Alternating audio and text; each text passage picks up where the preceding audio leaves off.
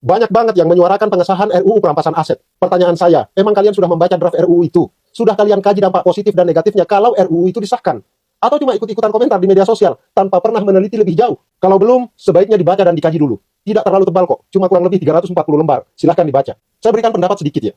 Kalau bicara RUU perampasan aset, idenya memang terdengar keren. Negara bisa merampas kekayaan hasil korupsi atau kejahatan besar tanpa harus menunggu proses pidana tuntas. Di atas kertas ini terlihat progresif. Tapi mari jujur, dalam praktek hukum kita yang masih penuh celah ini, RUU ini bisa jadi pedang bermata dua. Satu sisi bisa jadi alat pemberantas koruptor, tapi di sisi lainnya berpotensi jadi instrumen represi. Di dalam draft, negara diberi kewenangan untuk merampas aset bahkan tanpa ada putusan pengadilan yang sudah berkekuatan hukum tetap. Artinya, aparat bisa langsung bergerak hanya karena ada dugaan atau indikasi. Kalau ini diterapkan, asas praduga tak bersalah akan terkikis habis. Orang bisa kehilangan harta benda hanya karena kecurigaan, bukan karena terbukti bersalah. Lebih parah lagi, ada ketentuan bahwa aset yang sudah disita tidak bisa dikembalikan kepada pemiliknya, meskipun di kemudian hari orang itu terbukti tidak bersalah. Bayangkan betapa fatal dampaknya. Seseorang yang seharusnya bebas malah tetap kehilangan hak miliknya hanya karena negara sudah lebih dulu menyita. Ini jelas melanggar prinsip keadilan paling mendasar. Selain itu, ada pula aturan yang menyebut bahwa aset dapat dirampas bila nilainya dianggap tidak seimbang dengan penghasilan sah atau jika dikaitkan dengan tindak pidana tertentu. Masalahnya, istilah tidak seimbang ini sangat karet dan bisa ditafsirkan sesuka hati.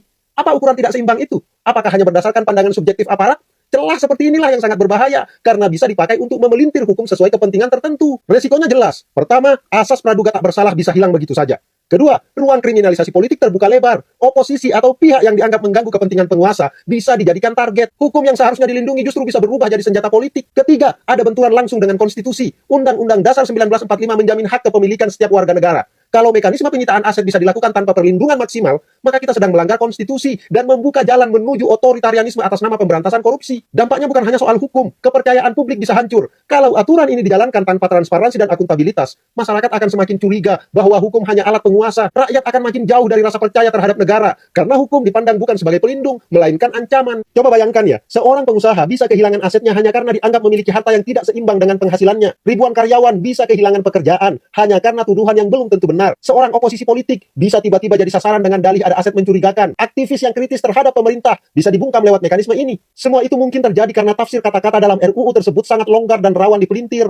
Jadi singkatnya, RUU ini bisa jadi jawaban atas kemarahan rakyat terhadap korupsi. Tapi kalau disahkan dalam bentuk sekarang tanpa kontrol dan perlindungan yang memadai, ia bisa berubah jadi mesin perampasan atas nama hukum. Kita mungkin bersorak hari ini demi pemberantasan korupsi, tapi jangan lupa, besok bisa jadi giliran kita sendiri yang jadi korban dari aturan itu. Apakah kita mau melawan korupsi dengan cara merusak sendi-sendi keadilan? Atau kita mau memastikan bahwa hukum tetap tegak untuk melindungi rakyat, bukan untuk menakut-nakuti rakyat? Itulah pertanyaan yang seharusnya kita jawab sebelum berteriak mendukung pengesahan RUU perampasan aset. Baca dan kaji dulu gitu loh. Thank you.